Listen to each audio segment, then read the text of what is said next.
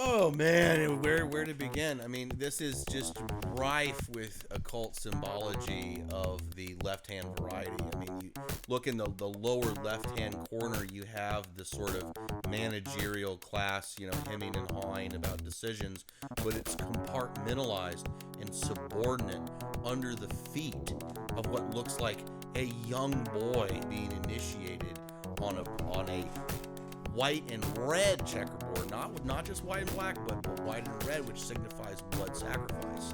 And then you literally have a pyramid in the background and a solar eclipse literally suspending and hanging in the balance this human form in a cube. And then you've got all these Masonic stairways leading into the sky. I mean, and then you have the red bar coming down from the right-hand side, which could indicate basically the corruption of our better natures through satanic seduction. And ultimately, this was put up there for you even have the burning bush in the background. I mean, for crying Well, out loud. I think about also the pyramid, right? So, Sarah, you talked about your awakening journey, and I've detailed this previously, but a big awakening moment for me was in 2008. Like you said, the market was shit. I had just graduated college, and I was told, I've been through 4 years of university. I can translate this into a profitable career where I will earn these paper notes that have these really weird pyramids on them. Okay, and so that's when I see the pyramid. That's actually what I thought about was the dollar. money. The dollar, Mhm. right? And so, and who's below the pyramid? Like at the bottom of the pyramid, actually under the pyramid, in the subterranean earth, are the business people, the bankers, ostensibly the managers. So even though we we're earning this money, we are saving this money, we're using this energy, we are subordinate to it essentially. And that's my take on it. And I don't know how occultic you look into some of these issues, but like when you look into finance, and that's why it piqued my interest, like my ZNN meter was going like 11 when you were like, I was in ethics and compliance at the Federal Reserve. I'm like, let's have a conversation. This is so, because it's like one of our central interests is the nature of money. What because one of the big epiphanies for me was every dollar that's issued, it's actually a debt instrument.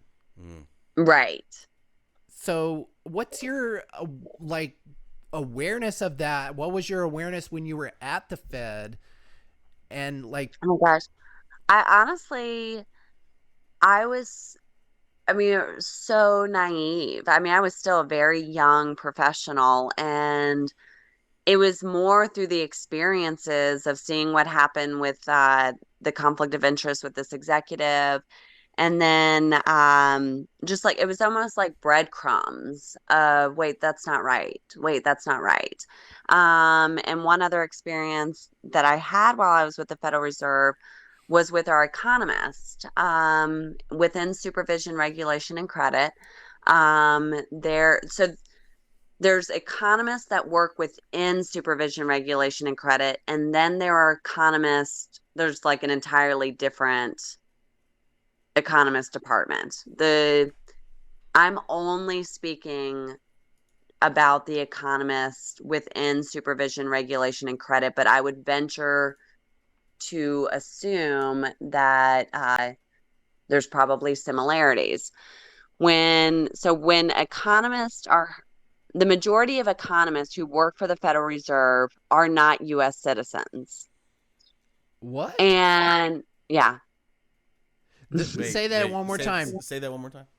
The majority of economists who work for the Federal Reserve, at least within supervision, regulation, and credit, are not U.S. citizens. What? Wow. Mm-hmm. That's huge. That's so fucking huge. It's huge. Right, Where are they from, Sarah? Then it becomes a global issue. No. And Yeah, you Well, take it it kind further of because is though, right? Right. It kind of is though. It's the world reserve currency, right? Right. right. That's why. So then what happens is so if you're a non-citizen and you're hired in certain positions, and there is like a list of countries that you cannot hire from. And Interesting. really Are government's the you only kidding me? entity who's able to basically have a do not hire list with certain countries.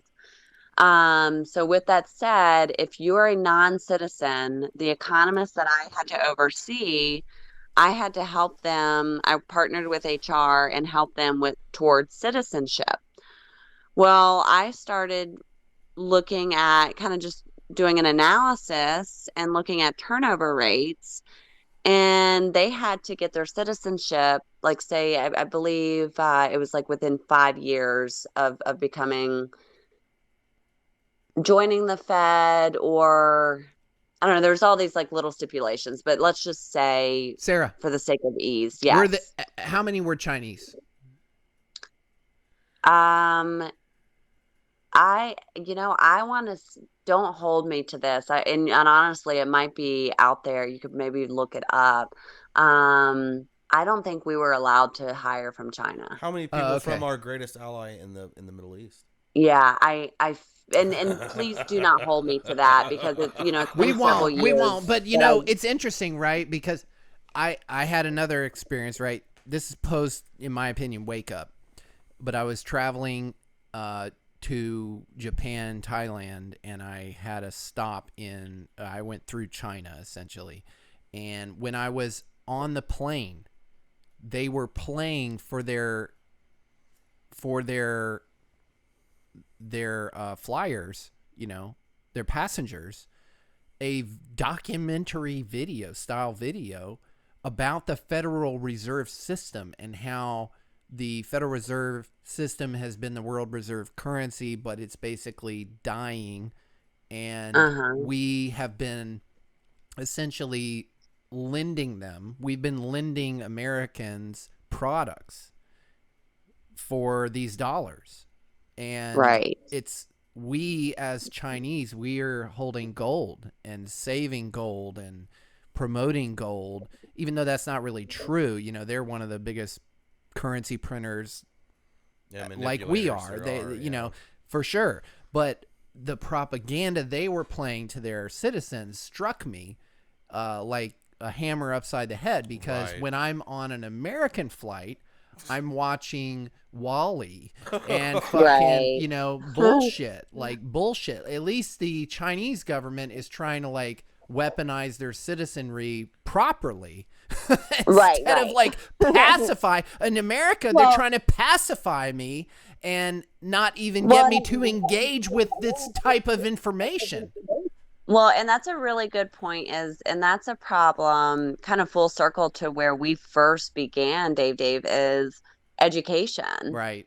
Yep. Uh,